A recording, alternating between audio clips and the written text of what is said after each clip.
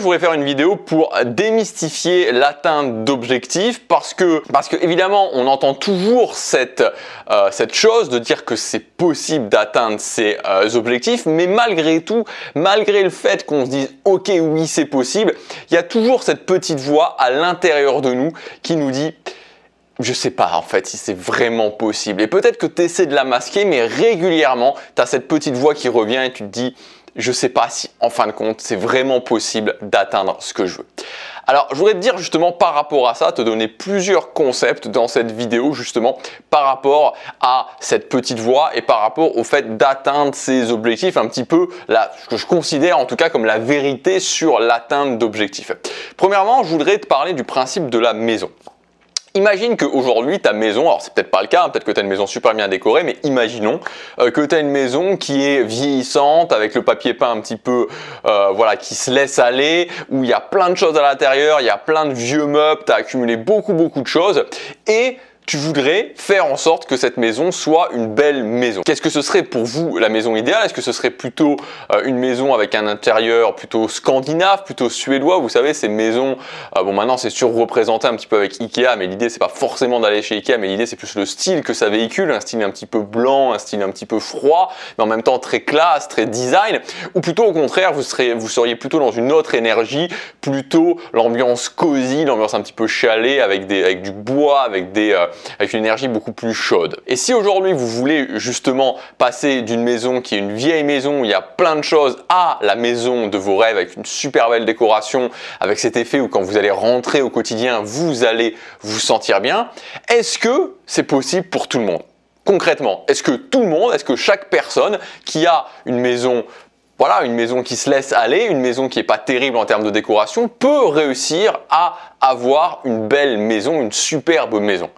La réponse, évidemment, c'est que oui. Je veux dire, techniquement, anatomiquement, je ne sais pas comment on peut dire pour la maison, mais je veux dire concrètement, oui, c'est possible pour tout le monde. Mais par contre, ça va demander premièrement de faire des sacrifices. Ça va demander des sacrifices tout simplement parce qu'il va falloir se séparer de toutes les choses qu'on a accumulées. Deuxièmement, ça va demander une période d'incertitude parce qu'il y a un moment donné où vous aurez vidé votre maison, vous aurez fait les sacrifices, mais ensuite va y avoir cette période d'incertitude où vous allez refaire la maison. Peut-être que pendant ce temps-là, vous allez habiter dans une autre maison, peut-être que vous allez refaire les pièces les unes après les autres et vous allez vous demander, ok, est-ce que ça va donner aussi bien que je veux? Vous allez pouvoir vous poser pas mal de questions par rapport à ça. Donc va y avoir cette période d'incertitude. Et pour beaucoup de gens, ces sacrifices et cette période d'incertitude, c'est difficile parce que ça représente le changement. Donc moi j'aime beaucoup cette analogie de la maison parce que ça montre très bien que pour un objectif, et c'est pareil pour les objectifs, c'est exactement la même chose. C'est-à-dire que c'est possible pour tout le monde,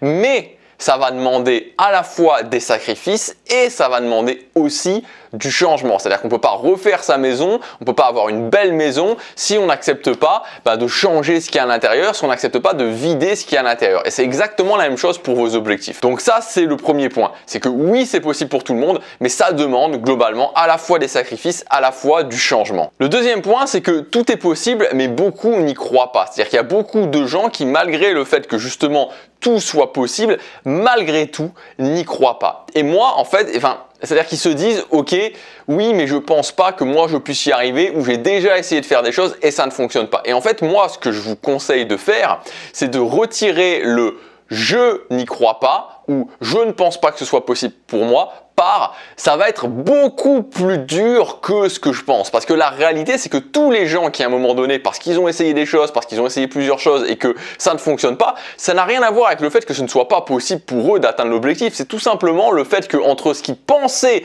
que ce serait et ce qu'il faut réellement en termes d'action et la difficulté que ça demande, il y a un gap qui est important, voire des fois extrêmement important. Et donc les gens se servent de ça, et moi je l'ai fait aussi, on se sert de ça comme une excuse en se disant « mais je peux pas y arriver, c'est pas possible, c'est pas pour moi ». Alors en fait, ça n'a rien à voir avec ça. Ce qu'il faut se dire, c'est qu'en fait, c'est beaucoup plus dur que ce que je pensais. Il faut avoir le courage, la force d'admettre que c'est simplement beaucoup plus dur que ce que je pensais. Et c'est pareil pour tout le monde.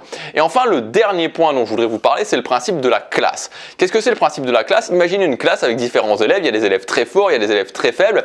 Et imaginez qu'un élève faible se dise à un moment donné, ok, j'ai envie de reprendre ma scolarité en main, et qu'il se dise, ok, je veux devenir un élève de classe, enfin un élève de cette classe, un élève fort de la classe, faire partie des meilleurs de la classe. Donc premièrement, qu'est-ce que ça va lui demander à cet élève? Petit a, ça va lui demander de faire différemment, encore une fois on revient à cette notion de changement, de ce qu'il a fait avant. C'est-à-dire typiquement faire ce que les bons élèves font, faire ce que les élèves qui réussissent font.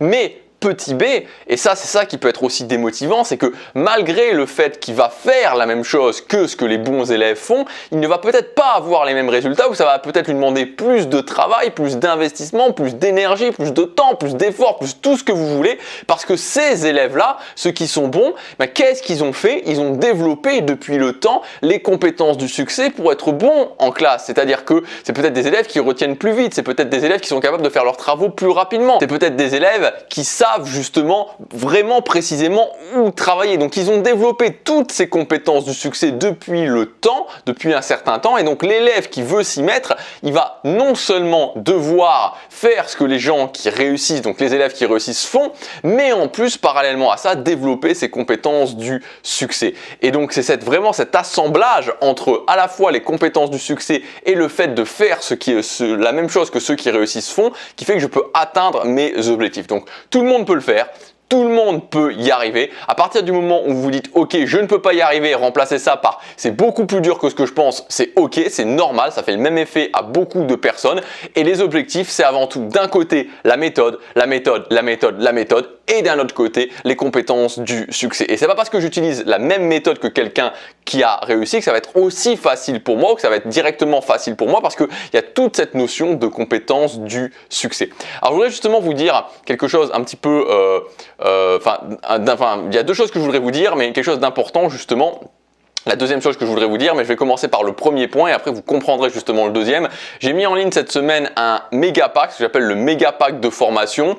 Donc c'est un ensemble et cette fois-ci c'est particulier parce que je fais vraiment un grand ménage dans mes formations. Il y a un peu plus de 20 formations que j'ai décidé de supprimer de mon catalogue. Je les ai réunies dans un méga pack de formation et c'est disponible pendant les prochains jours. Donc le prix augmentera avant dimanche soir, hein, j'insiste là-dessus. Le prix augmentera avant dimanche soir. Donc si vous voulez accéder, voir toutes les formations qu'il y a dans ce méga pack et surtout si vous avez peu de budget et que vous voulez vous former avec un budget réduit, c'est le moment d'accéder à ce méga pack. Donc c'est le premier lien dans la description, vous cliquez, il y a tout qui est indiqué. Et je voudrais aussi vous dire justement par rapport à ça quelque chose que je vais faire pour ce méga pack et que je vais faire en général.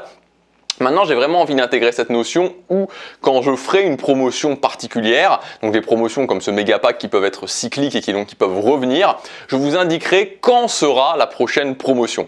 Parce que voilà, je pense que c'est quelque chose de plus éthique à faire tout simplement pour que vous puissiez le faire en connaissance de cause et qu'il n'y ait pas forcément cette pression où vous disiez oui je voudrais par exemple je voudrais acheter ce méga pack mais je ne sais pas quand est-ce que sera le prochain, peut-être que si le prochain est à une certaine date, j'achèterai plutôt le prochain. Bon bref, peu importe le type de question que vous pouvez vous poser, pour moi l'idée c'est tout simplement d'être clair par rapport à ça. Et donc le prochain méga pack, donc le méga pack qui aura après celui-là, ce sera, alors je dis à partir parce que ce sera peut-être après, mais en tout cas pas avant, à partir de décembre 2021.